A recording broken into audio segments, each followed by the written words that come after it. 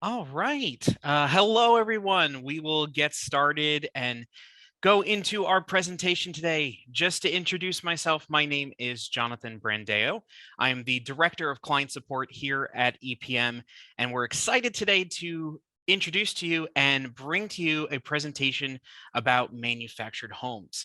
Now, whether you've had experience in the past with manufactured homes, or maybe this is the first time that you're jumping into things, we're going to cover all of your basics and touch a little bit on some of the things you need to keep an eye out for when it comes to working with these specific housing types. Now, some people may get a little scared when it comes to manufactured homes, and I'm here to tell you that it's not something to be afraid of. It's definitely something to embrace, and it's a nice market to jump into, especially if you have others around you who are not looking to enter that type of industry and that type of homes. And you can really find your nice little niche to fit into and have this in your back pocket to work with when it comes to all the different types of properties that you're working on with your borrowers.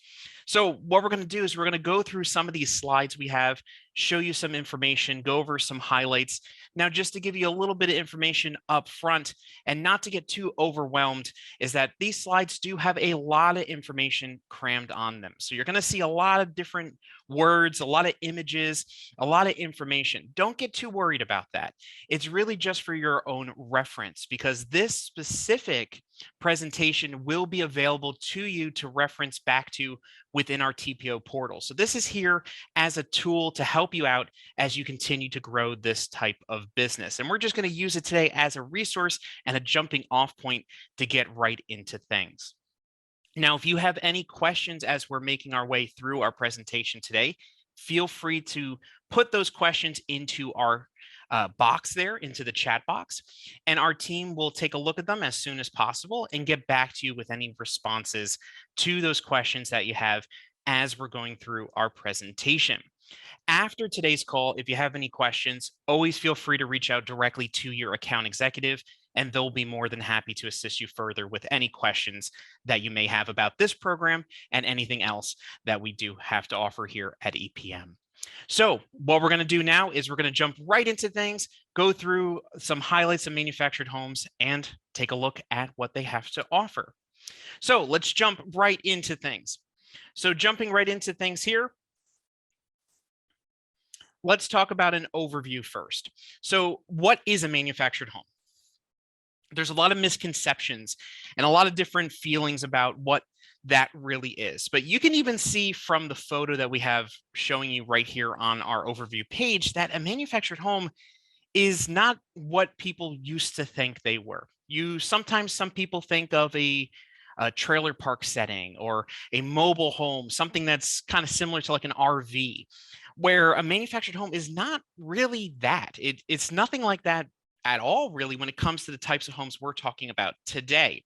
So, a manufactured home is defined specifically as a complete dwelling designed for year round living and substantially constructed in a factory. It conforms with the National Building Code developed in 1976 by the U.S. Department of Housing and Urban Development, so HUD. Now, the home can consist of one or more transportable pieces, commonly referred to as single wides, double wides, triple wides, multi wides, whichever way you use that verbiage. The home is constructed in a factory on a permanent steel frame or a chassis. So that's the piece that makes it a manufactured, is that the pieces that are put together later are created in a factory. So that's where that manufactured piece of the name comes from. The home is then transported to a site where all of their axles and wheels are completely removed. And the home is permanently attached to a foundation. That's the biggest piece, is that it's manufactured because it's built in a factory and then moved from that factory and permanently placed on a foundation. That way it's never able to move again after that initial placement.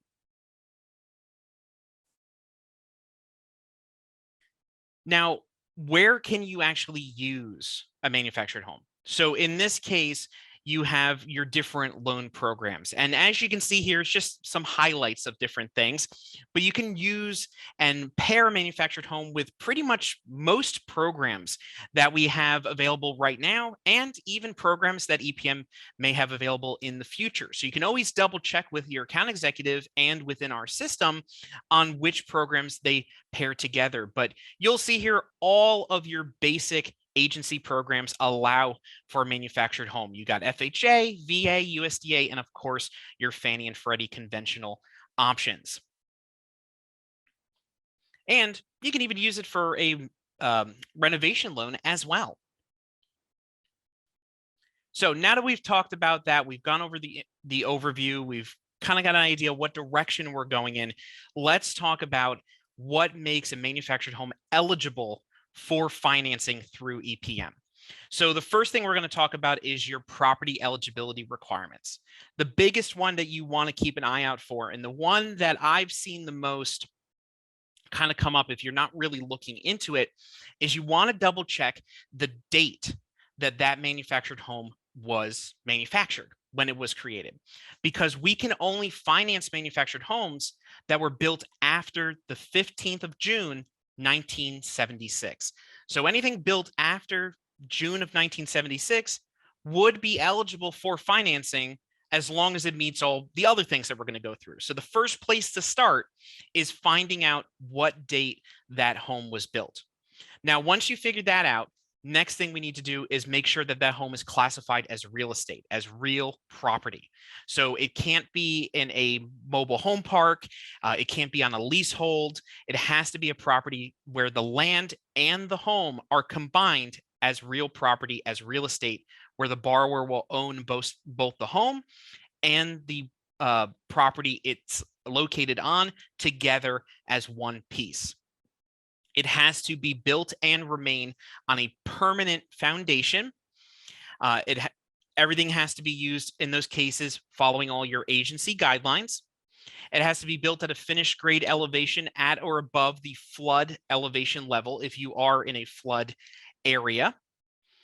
Once again, needs to be on fee simple with land owned by the borrower, and everything needs to be make sure that that home is not going to be moved once it is permanently placed. Now, if we go over to the right side there and we're looking at your ineligible options, there is that the home cannot at any point have been previously installed or located at another location.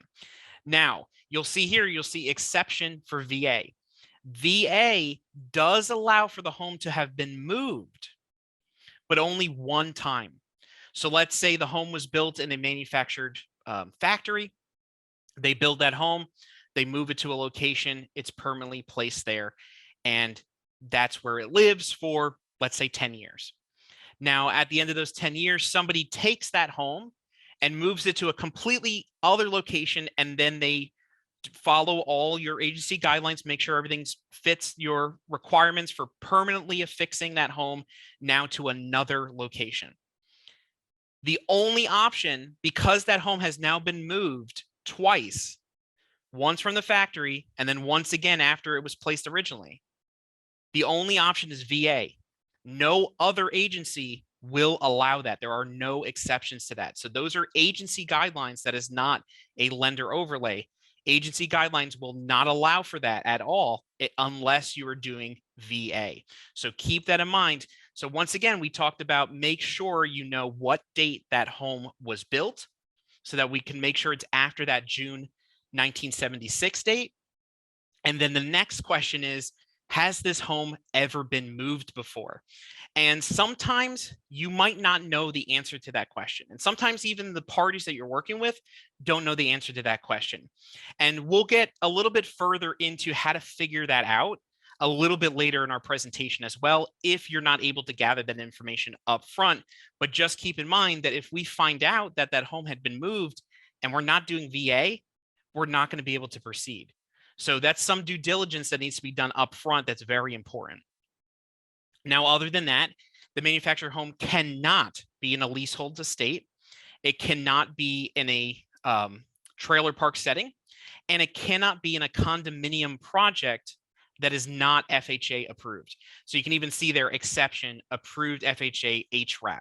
So if the full community is a manufactured home condominium community that has been approved by FHA, by HUD as an HRAP, in those cases, that would be okay for us to proceed with a manufactured home acting as a condominium.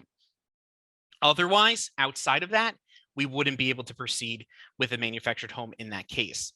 And then once again, you'll see manufactured home that has been moved or traded.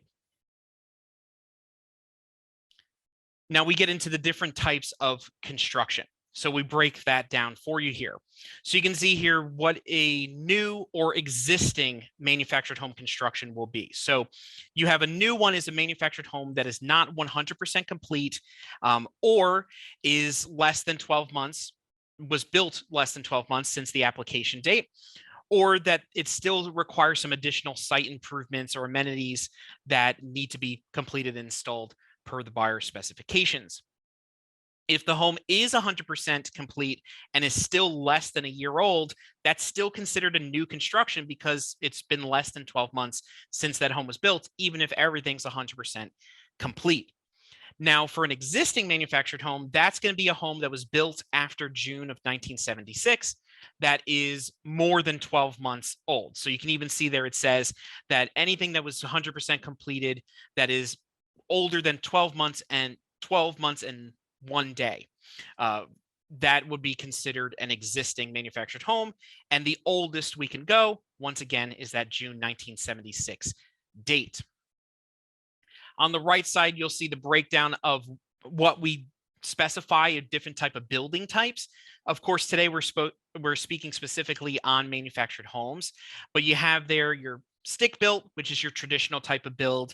You have your modular home, and then you have your manufactured home. So just to focus on for a second, a modular home is similar to a manufactured home in the sense that pieces are designed and created in a factory and then brought to the land and put together. But the difference is that a modular home and a manufactured home are not the same thing. They're two completely different property types. The only similarity is the pieces being built in the factory. A modular home is treated as a regular stick-built home, whereas a manufactured home has its own specific rules and guidelines and regulations through those different agencies. So stick-built and modular will go together. Manufactured home will be its own regulations and own rules and requirements that need to be followed in order for us to be able to move forward. The manufacturer's documents, invoices, and appraisal will help determine if the home is considered modular or manufactured. So that's another thing. So if you're thinking this home looks something that was built in a factory and then placed on this land, you can go back to the manufacturer who made that home. So you can check that if your borrower, your realtor, your different partners have that documentation and information, and they can go ahead and provide this information so that you can go through and double check to see how that home was built. And once again, if you don't have that information, if you can't find it, depending on how old or how long it's been, we can find it out in other ways as we kind of go through there. So now that we've talked about what a manufactured home is, we've talked about some of the major things to keep an eye out for when you're getting started before we get a little bit too far along down the road. And we've talked about what is eligible to keep moving forward and what programs to partner it with. Now let's talk about kind of the bits and pieces of things that you need to keep an eye out for and some of the most important pieces when it comes to a manufactured home loan. So one of the biggest pieces other than what we've talked about so far is your HUD certification label. Now, this HUD certification label is stating that this home was built after June of 1976, and it meets all of your HUD specifications that were determined on that June 15, 1976 date, that all manufactured homes must be built to those specifications after that date. So this HUD certification label is required to be put on all manufactured homes built at that time. Now, this is going to show you an example here on what that certification label is looking like. Now, there's a couple different places that the builder could put this on the property. It's most of the time on the outside of the home. And this is something that the appraiser is going to be looking for when they go out and do their inspection. So the appraisal actually must show that that HUD certification label is located on the home itself. And there will actually be more than one certification label depending on how big the home is. So if it's a single wide, there's one. If there's a double wide, two, and so forth. So that way we know exactly the different widths of the home, and we will be looking for that they are there. Now, you can actually see in these examples here that in some cases, depending on how long that home has been there, sometimes these fall off due to weather, different parts of the country. It just falls off in those cases. Or maybe there's been some renovations done to the home since the home was originally built, and now it's either missing or somebody painted over that HUD certification label, and now we can't read what information it has on there. So we're going to need not only a picture of that label on the appraisal, but you're also going to need the actual certification number that is listed on there. So that's, let's say use an example like your car. So you have your car and your car has a VIN number, and that specifically shows the information on everything that has happened since you purchased that car, whether you got into an accident, whether how long ago you bought the home, any way that it's been sold or traded, and so forth. So that's the same type of principle when you're looking at a HUD certification label. So we require that that is provided, that information. Now, if for some reason the appraiser is not able to read the number that is listed there on that HUD certification label, what we're going to need to do is follow some other additional steps to get that number, because we're going to still require it, but some additional things are going to need to be done to get it. The easiest thing is just getting it and reading it right off of the label. But sometimes it's not that simple, as you can even see by some of the example photos we have here on that page. Now, other than the actual certification label we were just talking about, inside the home will be your actual HUD data plate and your compliance certification. So this is something else that is required to be provided. So we need a photo of it, and we need a breakdown of that information in the appraisal, and we need to know where it was located. So that paper label will always be on the inside of the home, since it's always going to be a paper label. Usually, a lot of times, it's located either in an electrical panel, it's located in a kitchen cabinet, a closet. It really all depends on that particular manufacturer where they prefer to put that. If they want to put it someplace they feel is going to be the safest place for it to live, so that it's always accessible and easy to read. And it's going to have information including the name of the manufacturer, the model name of the home, what year is manufactured, the serial number, your certification numbers. So those certification numbers are going to match up. So you're going to have your data plate, your paper data plate that's inside, and then you're going to have your certification on the outside, those little plates that are on the outside of the home, and those are going to match up. So you're going to have those numbers to make sure that everything matches that manufacturer and the home that we're currently located in, and the one that we're looking to finance. So we're going to be able to find that. So we're going to have that information. The appraiser is going to take this information, put it into the appraiser, and that's what our underwriter is going to look for. And if that information is missing, we're going to once again need further steps to be taken in order to go ahead and actually gather the information we need to keep moving forward with that financing, which in both cases would be the IBTS letter. And we'll actually talk about that in a few. We can see here, these are just some breakdowns of the individual requirements by agency. So you have Fannie and Freddie here. We do need both the HUD certification label and the data plate to be present and legible in both cases. If they are not legible in both cases, we would need a IBTS letter to certify the numbers, both the serial numbers and the certification numbers that are on both of those documentations. This is just going to show you when the appraiser actually completes their appraisal report. This is going to show you exactly what that should look like when the appraiser is going through and filling it out. So you can actually see here is the HUD data plate section of a manufactured home appraisal.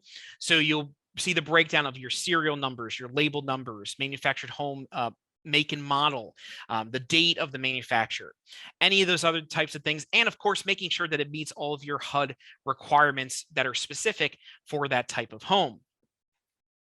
So if everything is checked off just as it is in this example photo, that means there's nothing else to provide. That means the appraiser was able to successfully find all of the information that they needed in order to successfully break that down for our underwriter. Now, once again, it's going to say there, remember, appraisal photos should include an image of the compliance certification and all HUD labels. Each section has to have its own label. And then the labels, numbers, and images will confirm if it's a single, double, or a triple wide. So once again, you're going to have multiple labels for each width. So once again, 1 for single, 2 for double, and so forth. Just showing you some more of what it's going to look like on your appraisal. So this is showing you where that compliance certification was. It's telling you, yes, they were able to find it, and it was in the electrical panel. Did they find information whether things were checked yes or no? So now if something is checked no in any of these different boxes, we are going to need additional steps to go through, just as that IBTS we talked about earlier, which actually stands for Institute of Building Technology and Safety. So they're the ones that hold all of the information about all manufactured homes built since 1976, and they'll have that all in their database and be able to provide a certification stating what the numbers that are missing are for that particular property for a fee. Now, other than checking if the labels and certifications are located on the home and they're legible and we gather all that type of information, we also want to know if there's been any improvements done to the home since the home was originally built. Now, of course, this is making sure that the home was permanently affixed to the property, and once again, making sure if there were any modifications or improvements made since that original placement. So the appraiser can go through and check off in those improvement sections in the appraisal and make sure that what exactly was changed, yes or no. And that will then determine on if any additional conditions may vary from our underwriter. So the underwriter might review these sections and see, okay, I need some additional information here. I need some additional documentation. I may add some additional conditions based on what the appraiser put in the report, what type of improvements or modifications were done to the property since then, so that we can gather that and make sure that this property meets all of your specific agency requirements, your HUD requirements, for example, and we want to make sure that's all covered based on what was put in the appraisal report itself. More breaking down, just showing you what it looks like. The appraiser will go through and describe any additions or modifications, letting us know specifically what was done in that case so that we can make that determination on exactly what is needed. Now, one of the things you want to make sure is that if any additions or modifications that were done to the property are not actually connected directly to the main home, then that's going to be something that our EPM underwriter will make a determination on whether that causes no stress to the structure or not. So we're going to need additional information on if we find out if there are modifications or improvements. So another thing to really make sure that you're keeping track of in the beginning, before you even submit that loan, before you get too far along, double check those things. Check with your borrower, or check with your seller, or check with your realtor, or any of your different partners. See if there's been any work done to that home since it was originally built. So that way you can go and come to our team, go to your account executive and say, here's the information I have about this property. Can we check if this is a property that we're able to finance? That way you're completely clear and you have all of that out on the table and open and honest about it up front, so that way our team can point you in the right direction, make sure we're providing you with the necessary tools and resources and information to make sure that we structure this properly up front, so that way it's all right there and we don't have any surprises later on. So we have that as a nice little tool there. We'll also, similar to any other property type, you have your comparable sales. We want to make sure that there's at least a minimum of 2. So we need at least 2 manufactured homes on the comparable sales. So, and not just any type of manufactured home, but a manufactured home that matches our property. So, for example, if it is a single wide, you want to make sure we have 2 single wide comps on the appraisal. Same thing with double wide, triple wide, and so forth. So you want to keep that in mind when you're looking around with your borrower at these homes. You're talking to those realtor partners. What type of comps you have for this property. So we have a breakdown here a little bit about when it comes to how far away these comps can be when it comes to the homes itself. So if it's in a more urban area, comps usually under a mile since it's more densely populated. Suburban, we're moving a little bit further out, comps under 2 miles. And then if we start getting into more rural areas, we're going to want to look at any comps that are less than 5 miles away from our subject property. If all the comps that we need are outside of those 5 miles, that's going to be something that you're going to need to reach out to our EPM team here and ask to see if they can review those comps and really how far away they are from our subject property, so that way our team can make a determination on if we're going to be able to allow that to move forward. So those are just things to keep in mind when it comes to your comparable sales on a manufactured home. Now, in some cases, depending on different states or different places, you may have an additional manufactured home located on the property with the home that is currently being sold. So if that happens, there are some different things you need to keep an eye out for. So the first thing is that you want to make sure that the home is subordinate in size, that it meets all of your minimum property requirements by itself. So for its permanent foundation, it has all of its HUD certifications and tags and so forth. It cannot have separate utilities. It has to have the same utilities as the other home that's on the property. It cannot have its own address. It has to just be part of its own thing. And it has to be classified as a legal accessory unit.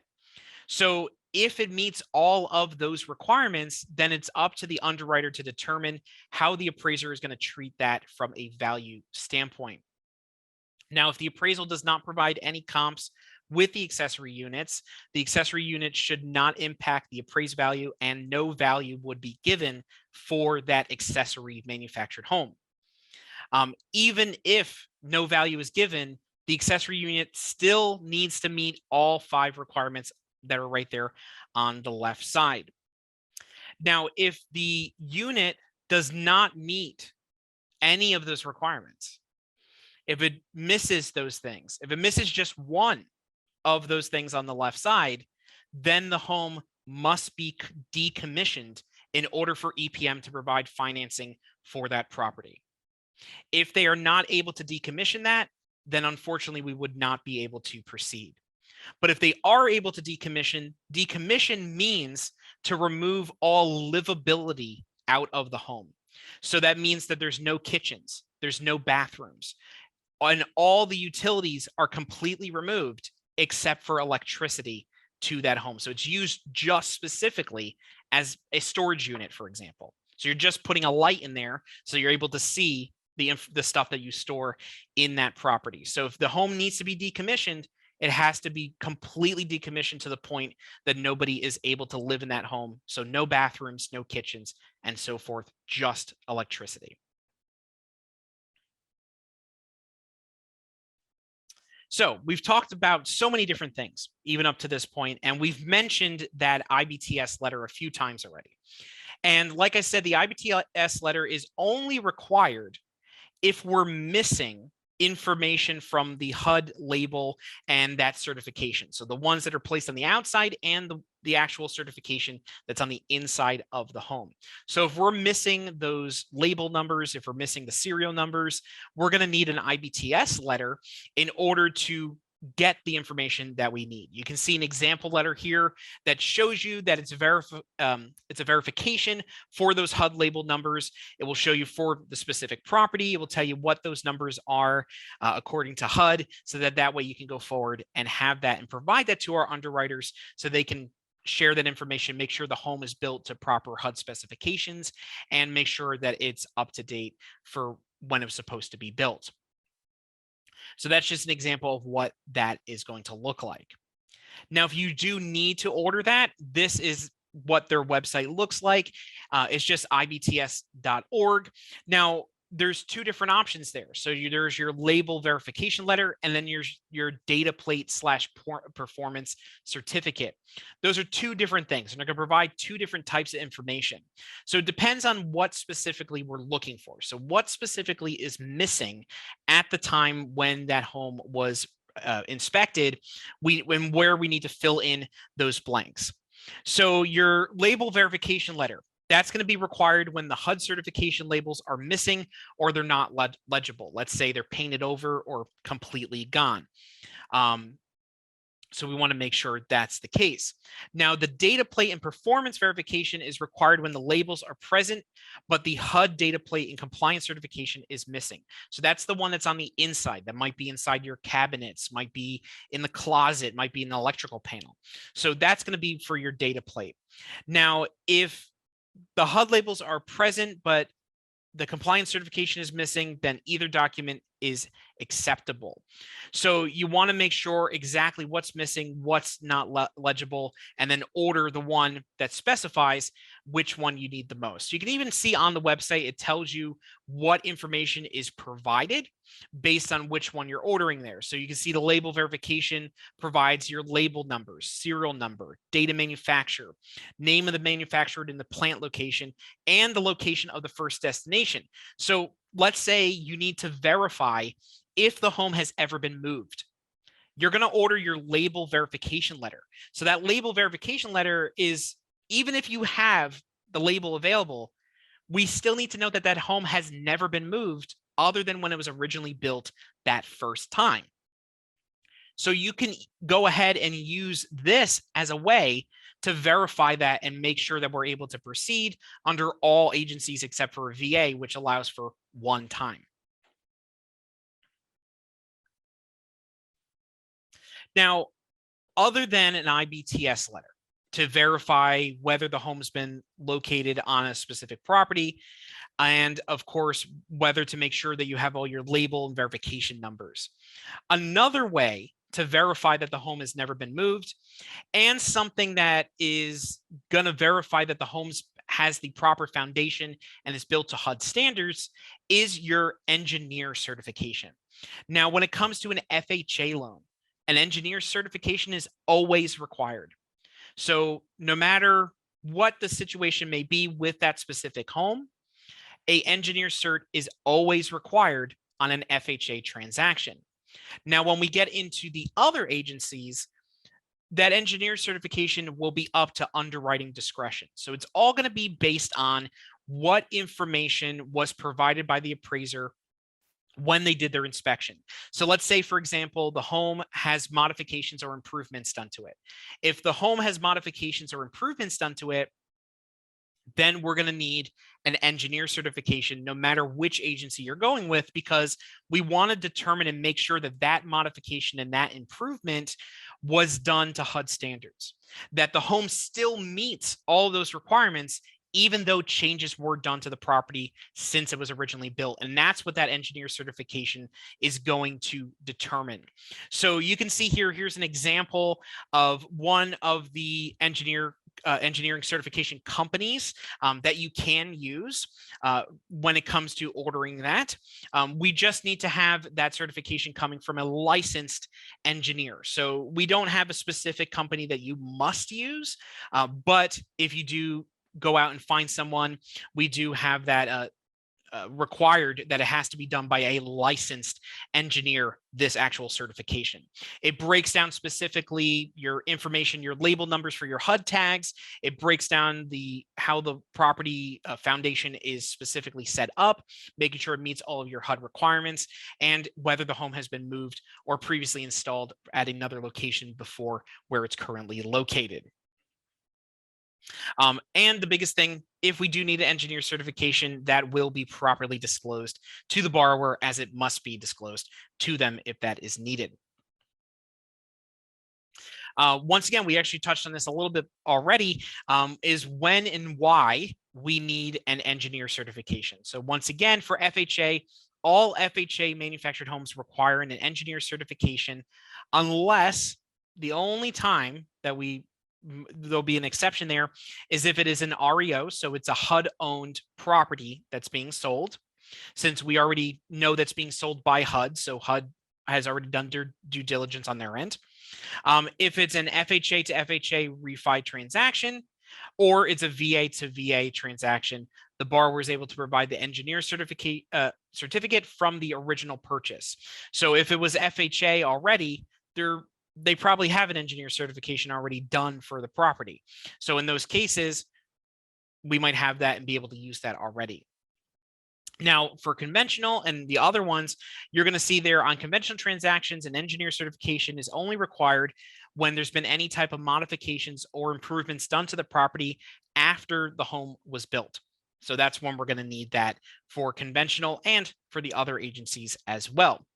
Now, EPM permits the use of a previous engineer certificate dated up to 5 years from the application date, only if, once again, there has been no modifications or improvements done to the property since the last time that engineer cert was done. So if you have an engineer cert that you already have in hand that is less than 5 years old and the borrower hasn't done anything to that property since then we can consider that and take a look at that to see if we're able to accept that engineer certification. So you can send that over to our team.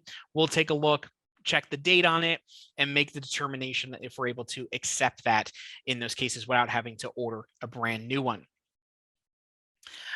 So one of those things is that any additions or structural modifications may bring the original manufactured unit out of compliance with HUD. So it will make that home completely ineligible for FHA financing. So we need to make sure that everything is good. And that's why it's always required on FHAs, because they want to cover and make sure that this home is not going to be ineligible for FHA when we get down to the end of the process. Any addition or modification is treated as such as a stick-built home and should comply with all your applicable building codes of your local jurisdiction and for your agencies. We want to make sure that if there are any big additions, everything was done with proper permits and were legal based on the state and county requirements. And we want to make sure that everything is good and there's no discrepancies when it comes to your zoning and your taxing for the property. So we've talked about your IBTS letters to verify our label numbers, our certifications. We've talked about our engineer certs to verify that the home was built to HUD standards and that the home hasn't been moved, that it's on a permanent foundation, that and if any improvements or modifications are done, that everything looks good and we're able to proceed. The next document that you need to keep in mind is your flood elevation certification. So if you live in an area, if you're servicing an area that frequently has a flood elevation level that is within a flood level, then in those cases, we're going to require a flood elevation certificate. So you'll see there, that's going to be broken down. We'll have that information. We'll have your flood insurance, your flood cert to confirm if that property has been located in a flood elevation area. Now, if that happens, what we're going to do is we're going to need that elevation certificate. So the next couple of slides are just going to show you through. We'll go through these fairly quickly, but this is just as a reference to show you an idea of what it looks like. So this is what that elevation cert, and it's going to break down specifically the property information, what it looks like, what the base flood elevation is going to be, and then where your property is currently located within that base flood elevation. So we want to make sure that any machinery and the foundation of your home are at or above your base flood elevation.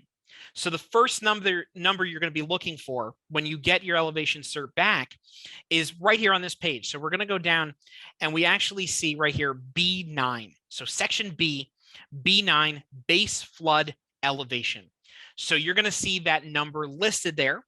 And that's going to show you what that number is. So let's say that number is 20. So 20 feet. Just pull out a random number. So we have 20 feet as your base flood elevation.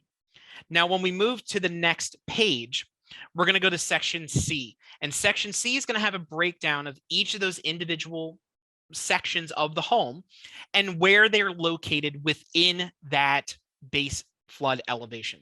So once again, let's say hypothetically, it's 20 feet for base elevation.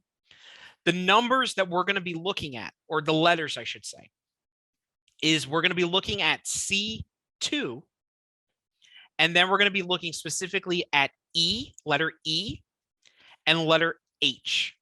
So E and H of C2 are your most important. Those need to be at or above your base flood elevation. So let's say, for example, C2E, our base flood elevation is at 20. This says 15. So we're not able to proceed. But the way around that is that you need to elevate that machinery. So E is lowest elevation of machinery or equipment servicing the building. So if this is at 15 feet and our flood level is at 20, that means that that information, that stuff, whatever is included as under that machinery and equipment needs to be raised 5 feet in order to meet the requirements for us to finance that property. So that's something to keep in mind as well if you're in a flood zone. Same thing applies right here for H. H is the lowest grade where the deck or stairs, including any structural support. So once again, if that is below your base flood elevation, that would need to be raised up in order for us to be able to finance this property. So keep that in mind. Those are the two numbers and the two sections you're going to need to keep an eye out for when it comes to working with a manufactured home that's in a flood area. So there's a lot of information on these elevation certs, but those are the ones that you're going to pinpoint right directly to. And if they fit exactly what we need, fantastic. Then we can keep moving on. You upload this to the underwriter reviews, they clear that, everything looks good, and we move on to the next thing. But if it is not what we need, then that's when a couple other discussions need to be done on, okay, what are our options? What do we need to do to move forward? So keep that in mind, something very important when it comes to manufactured homes, especially if you're working in a flood area. Just some more information from there. And just some of these other sections we'll skip through here, show you what it looks like. This goes over exactly what I was just talking about. Once again, we're going to be looking specifically at B9 and then sections C2, E, and H. Those are the three most important sections out of all the information you're looking at on an elevation cert, especially if you're looking at it real quick. You'll double check, make sure the numbers match up, or maybe they're off in either direction. We always want things to be higher, of course, than lower. But if it's lower, then we're going to have that conversation on, okay, what are our options and what can we do next? Some title requirements, some basic title requirement stuff for manufactured homes. So the underwriter will need to review the appraisal, confirm the land on which the manufactured home is situated and owned. Fee simple is owned completely by the borrower or will be owned by the borrower. In those cases, if the property is identified as a manufactured home, we would need the Alta 7 and the affixation affidavit. So those are going to be documentations that are required when it comes to the title side of things on a manufactured home.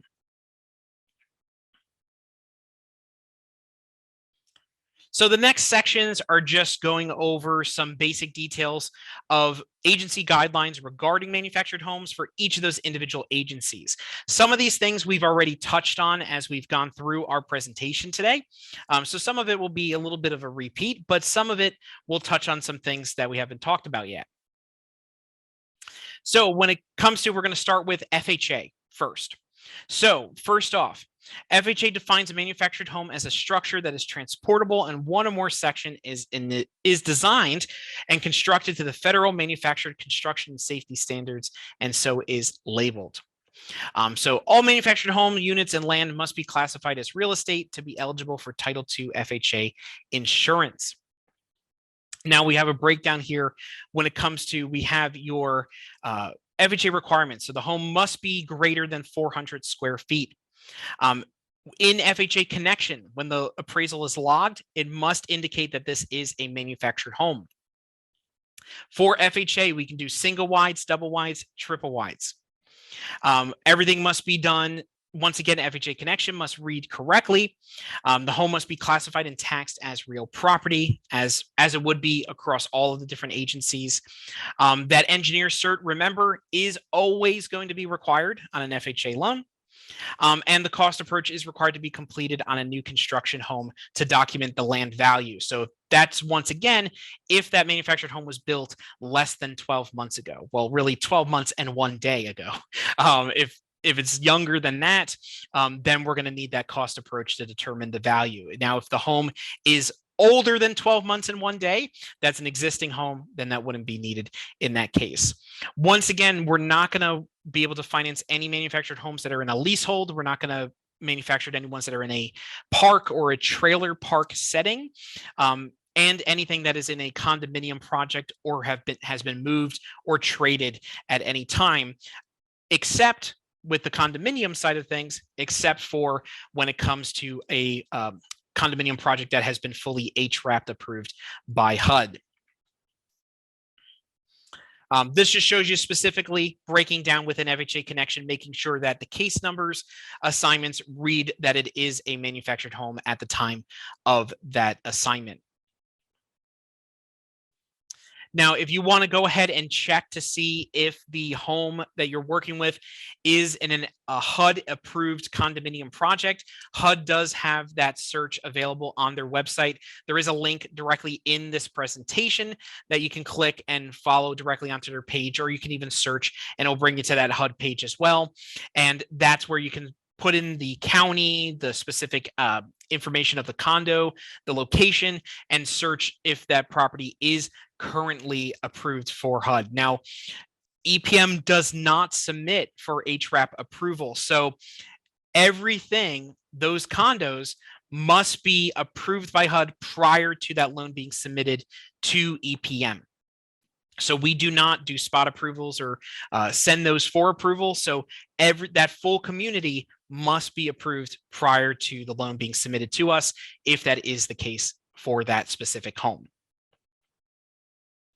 You can see here, for example, of what it looks like when you actually search up a home. It will show you if that home is approved, a breakdown of the actual project, the actual condo, the community itself, what status it's currently in. So this example, it was approved. It was approved last year, and you see the expiration date is in 2024. So that's an example of something that we can consider and something that we can work with. However, there's one little kind of sneaky thing on here that you may or may not have noticed yet that's not going to allow us to proceed. You notice it says mobile home park. So yes, the home is approved, the community is approved, but it's in a mobile home park, which is not available to be financed. So always double check that. It might kind of be a little sneaky there, because you'll notice, okay, wow, okay, it's approved. It's good till 2024. We're good to go. And then you look at that condo name and you might have missed that and send it over to us, and we take a look at that and we go, actually, I'm sorry, we can't work with that. And you're wondering why. Well, look at this. So always check each of those individual sections if you're looking this up on your own, because we do not finance homes in a mobile home park setting. So we want to make sure of that. Now, moving over to Fannie Mae when it comes to manufactured homes. So a manufactured home must be at least 12 feet wide and have a minimum of 600 square feet when it comes to Fannie Mae. It must be a one-unit dwelling that is legally classified as real property. Once again, we could do your single wide, double wide, triple wide units. Now, with a single wide home, right now the home can be no older than 10 years old and measured from the manufacture date of the HUD data plate. So we're going to check. So for right now, we're in 2022. So that home can't be any older than 2012. So you want to keep track of that information if it is a single wide going under Fannie Mae. Manufactured home must be permanently connected to a septic tank or a sewage system and have all of their utilities for all your state and local requirements. Borrower must own the land, and manufactured housing units, we want to check as well in those cases to see if the condo community is Fannie Mae approved, where there are no single wides. So you can't have any single wides in a Fannie Mae condo community if it is approved. But we want to keep in track of exactly those same information that we were just looking at when it comes to FHA, and make sure things are not in a mobile home park as well. Now, on the ineligible side of things, trade equity is not permitted. Traded units are not permitted. We do not allow for investment properties when it comes to manufactured homes. Units that have been moved from original location, not allowed. Units located in a leasehold estates, unfortunately not allowed. Properties that are not suitable for year-round occupancy, regardless of what location or state they may be located in. So the homes across all of these different agencies must be suitable to be lived in throughout all type of weather and all type of situations all year round. Everything needs to be built, of course, on a permanent foundation, and make sure if you're doing a cash out refi, the borrower must have owned a manufactured home for at least 12 months or more prior to the application date. And another thing to keep in mind when it comes to doing a cash out refi on a manufactured home is that the loan term max is 20 years and the max LTV is 65%. So that's a Fannie Mae requirement when it comes to cash outs on a manufactured home, is that 20 years max and max LTV of 65%. No manual underwrites on a conventional loan. We do require an approved eligible. It must reflect as a manufactured home on your DU or LP. And it can only be a principal residence or a second home, no investment properties. Now, something else that's mixed in here as well is Fannie and Freddie, as you'll see in a few minutes, is that they both have their own individual specific manufactured home product types. Now, these are not programs. These are specific home types.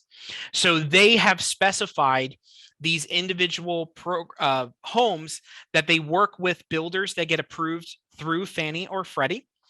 And these builders are required to build these specific home types based on specifications that were set down by Fannie or Freddie. So on the Fannie Mae side, it's called the MH Advantage.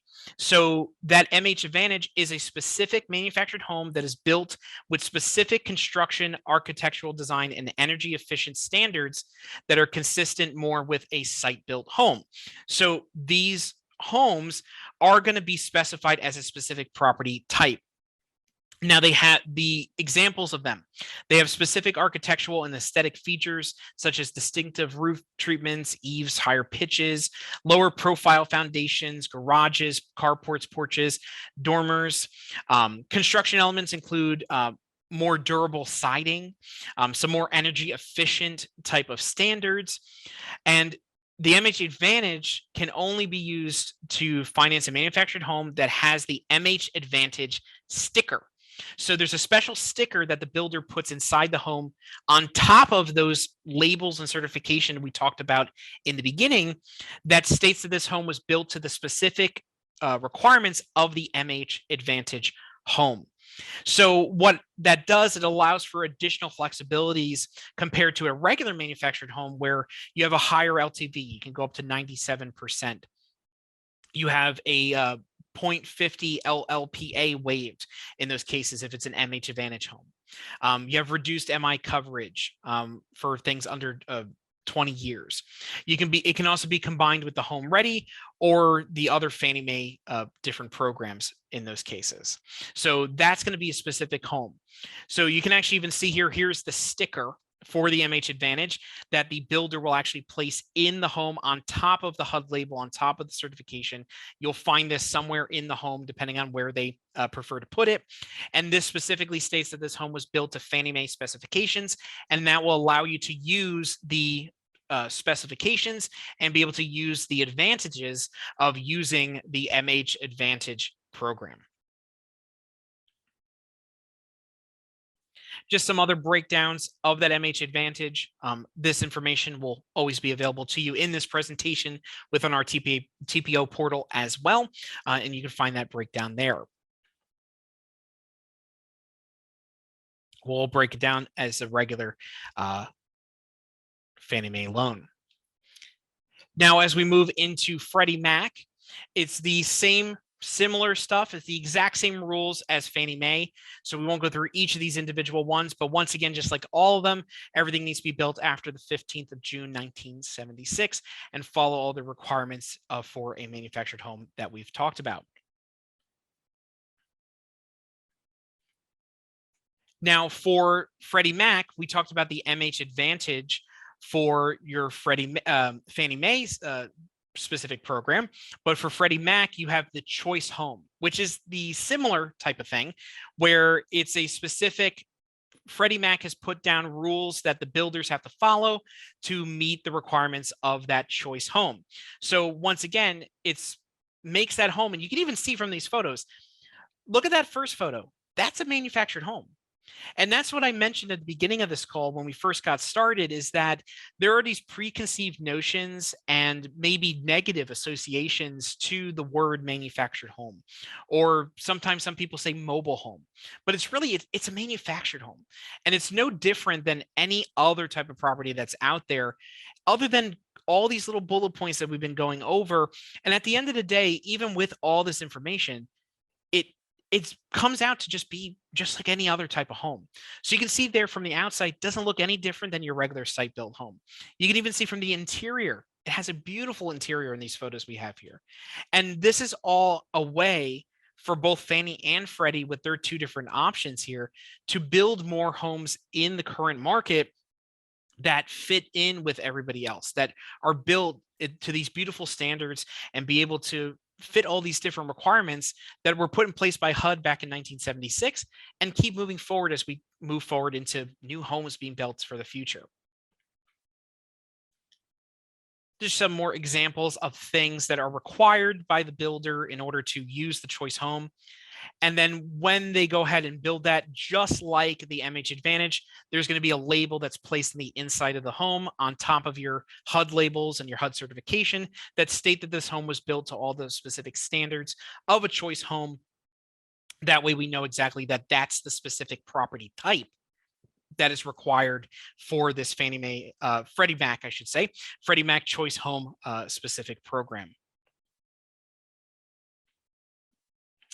Of course, everything needs to follow your regular Freddie Mac requirements, and you need to use your LP for Freddie Mac, DU for Fannie Mae.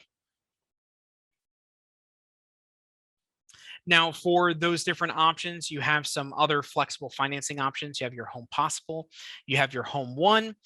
We would follow those same types of requirements and agency guidelines when it comes to those programs if you're pairing them together with those property types. And now we move on to USDA. So we're going to start wrapping things up as we go through the rest of these agencies here. And USDA is another one that has one other piece. It's one or two. It's a little bit of a mix there, where you have those different things you need to keep an eye out for. Now, when it comes to USDA, you're going to follow all of the exact same FHA requirements.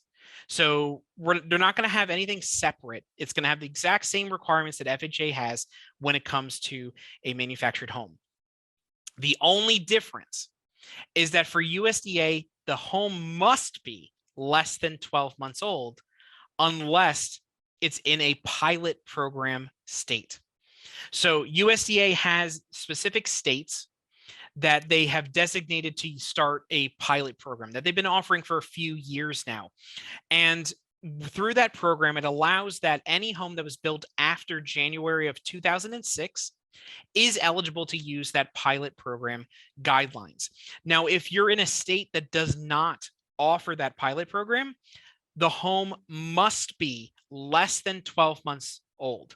So it has to be, let's say, 11 months and 25 days in order for you to make sure that it's less than that. You're probably going to want to be even less than that because you're going to need time to close the loan before we get over those 12 months. So you're going to want to be less than that in those cases. So let's say 11 months and less for that in order to move forward with USDA. So once again, another piece you need to keep an eye out for. So now every other property is after June of 1976. Now, if you move into USDA, now we're looking into less than 12 months in order for us to proceed, unless you're in one of those pilot program states. You can actually see the pilot program states there on the bottom left side.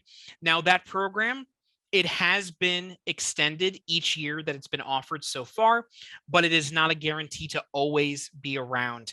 If you are interested, if you are in one of those states and you want to just double check and make sure that program's still available, always feel free to reach out to your account executive and they'll be able to provide you with the information to let you know if that program's still available for USDA. If not, we would just need to follow the 12-month rule when it comes to that. Now we move into VA. So this is our last one here. Once again, following all of the same basic requirements as all the other agencies we've gone over when it comes to what year it needs to be built after June of 1976. It needs to be real property. You can use your different width types for your manufactured home. It must be a primary residence when it comes to VA and USDA as well. And once again, it can't be in a trailer park setting. It can't be in a leasehold. Everything needs to be owned by the borrower, both the land and the home together. Now, like I said earlier, VA does allow for the home to have been moved one time since the original placement. We would need an engineer certification to state that it was moved and that, of course, everything, once it was moved, it was fitting all of your requirements when it comes to your permanent foundation. So those are all the individual sections and all kind of the highlights and pieces of the manufactured home programs. Now, manufactured homes, like you can see, go over a lot of many different things. So you go over many different types of agencies, many different types of homes, different types of build specifications, and all these little bits and pieces. Now, it was a lot of information that we went over today, but like I said earlier, this presentation that we just went through, we just recorded today's presentation, and we also have the actual PowerPoint presentation, the slides, uploaded into our EPM TPO portal. So if you ever want to use that as a resource to go back into, go through these slides, read through more of that information that we talked about, you can always use that to go back to and double check. Another thing that you'll actually see here on our resource page is our manufactured homes certification quiz, which this is something great that we're announcing here, and something that we're going to start with this presentation is that now that you have taken the time out of your day today to spend it with us, spend it here and go through this presentation, you can now go and take this quiz. Once you take the quiz and you pass that quiz with a passing score, you will then get a certification stating that you are now certified with EPM to offer financing on manufactured homes. And the best part about that too is not only that certification, you'll also get a little sticker, a little label that you can add to your email that states that you are EPM certified in manufactured homes. So in order to get that little badge that you can add to your email, all you need to do is attend today's class, of course. And once we're done, take that certification quiz, pass the quiz with a passing score, and then our team can provide you with that badge that you can proudly share with everyone that you are certified with EPM to offer manufactured home financing. You can see, like I mentioned, in the TPO portal, you'll find additional EPM product presentations in there. You have information about manufactured homes, and we'll continually add additional presentations as we start offering more to our partners. If you have any questions, we have some contact information, some basic information for contacts right here on this final page. But of course, if you do have any questions that you want to go over a specific transaction, you have any questions about what our guidelines are on things, always feel free to reach out directly to your account executive. They're going to be your best contact to reach out to if you have any additional questions about manufactured homes or any other programs that EPM currently offers. And you can also follow us on each of these different social media feeds and reach out to our team whenever you do need assistance. Thank you so much for joining us today and going through the step-by-step and the breakdown of manufactured homes with EPM. If you have any additional questions, always feel free to reach out to our team. Thank you so much for your partnership, and we will all talk soon. Thank you once again.